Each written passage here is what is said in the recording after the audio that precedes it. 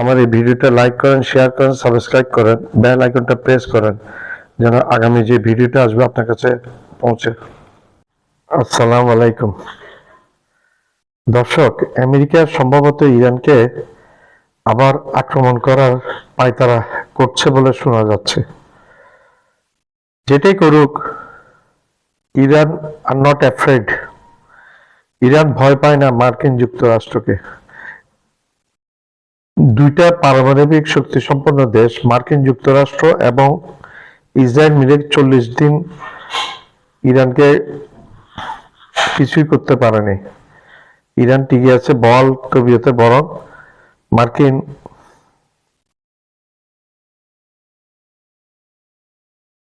যুক্তরাষ্ট্র দুর্বল হয়ে গেছে। তাদের নাকি ক্ষেপণাস্ত্র সংকটে দেখা দিয়েছে। এটা নিয়ে ভাইস প্রেসিডেন্ট জেডি ভ্যান্স এবং আমেরিকার প্রতিরক্ষা সচিব পিট, এই দুইজনের মধ্যে মতানৈক্য হচ্ছে।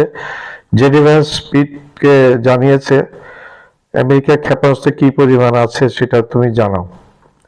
এটি নিয়ে তাদের মধ্যে চরম বাদানুবাদ। এবং আমেরিকার কনস্টিটিউশন অনুযায়ী সাধারণত প্রেসিডেন্ট উপরে থাকে, প্রেসিডেন্টের পরে ভাইস প্রেসিডেন্ট, তারপর হচ্ছে প্রতিরক্ষা মন্ত্রী। এবং ভাইস প্রেসিডেন্ট যদি কোনো কারণে পদত্যাগ করে এবং অজ্ঞতা ইনকেপেবল হয়ে যায়, অক্ষম হয়ে যায় শাসন চালাতে, তখন vice president according to constitution vice president এবং প্রেসিডেন্টের দায়িত্ব গ্রহণ করবেন। এখন ভাইস প্রেসিডেন্ট জেডি ভ্যান্স প্রতিরক্ষা মন্ত্রী পিটের কাছে জানতে চেয়েছে কি পরিমাণ ক্ষেপণাস্ত্র আছে সেটা জানাও। এটা নিয়ে তাদের মধ্যে মতদ্বৈধতা এবং অনেক কটা কাটাকাটি হয়েছে বলে শোনা যায়। প্রতিরক্ষা মন্ত্রী পিট কিন্তু প্রেসিডেন্ট ডোনাল্ড ট্রাম্পের আশীর্বাদ পুষ্ট। এদিকে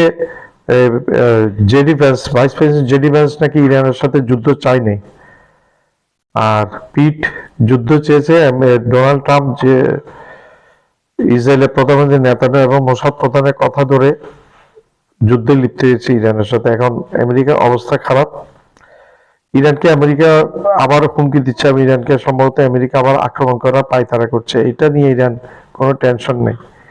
ইরান বলছে আমেরিকা আক্রমণ করে দেখুক, আমেরিকার ইন্টারেস্ট যা আছে ঘুরিয়ে দেওয়া হবে এবং মিডল ইস্ট তছনছ করে দেওয়া হবে।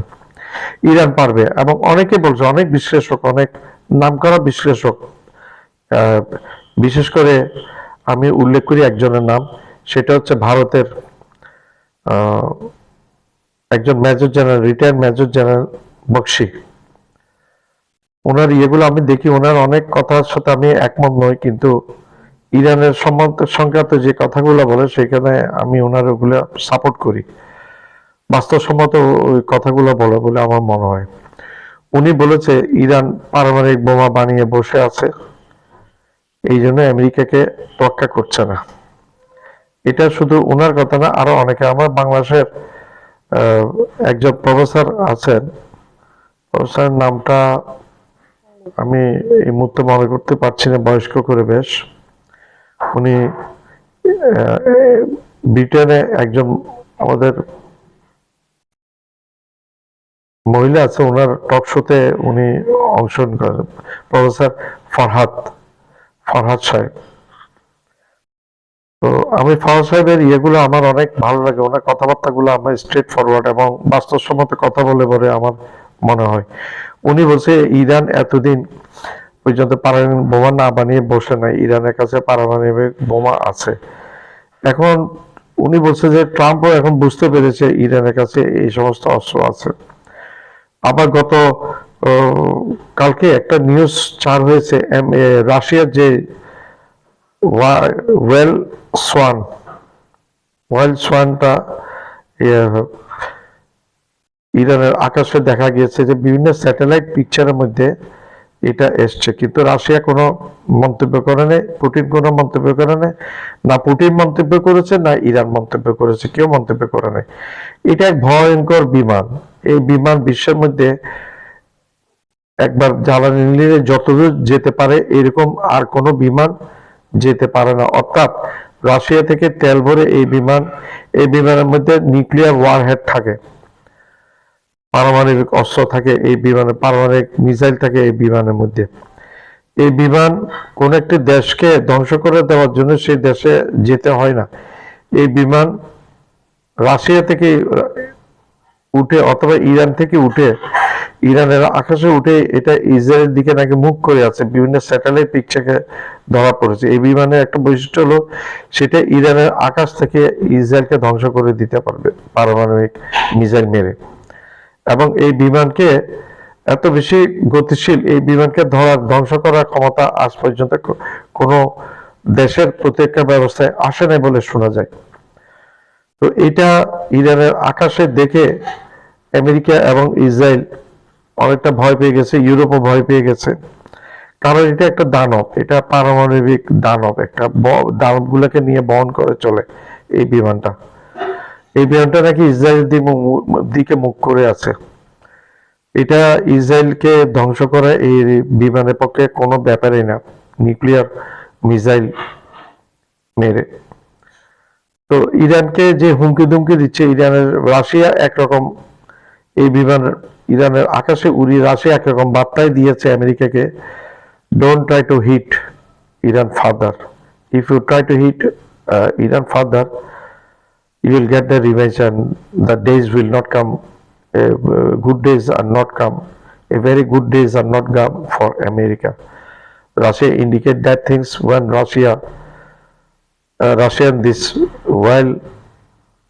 white swan, whale swan enter inside Iranian sky. It indicates its threat to America and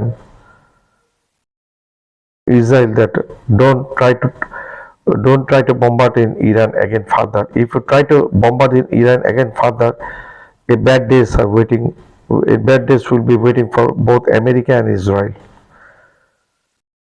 তো আমেরিকা এবং ইসরায়েলকে এক ধরনের হুমকি দিয়ে রেখেছে রাশিয়া, যে এই ইরানকে আবার আক্রমণ করতে যেও না, ইরানকে আক্রমণ করতে গেলে উভয় দেশ অর্থাৎ আমেরিকা এবং ইসরায়েলের জন্য খারাপ দিন অপেক্ষা করবে। এটা একটা সতর্ক সংকেত। আর পারমাণবিক বোমা এখন কেউ কোন একটা দেশ ব্যবহার করবে না, কারণ ব্যবহার করলে অন্যান্য দেশের মধ্যে পারমাণবিক বোমা আছে। আমি কয়টা দেশের মধ্যে আছে সেটা আমি একটু উল্লেখ করে দিই। America, Russia, China, North Korea, India, Pakistan, France, 7টা দেশের মধ্যে এখন পারমাণবিক বোমা আছে, ইনক্লুডিং ইরান ধরলে 8টা দেশ।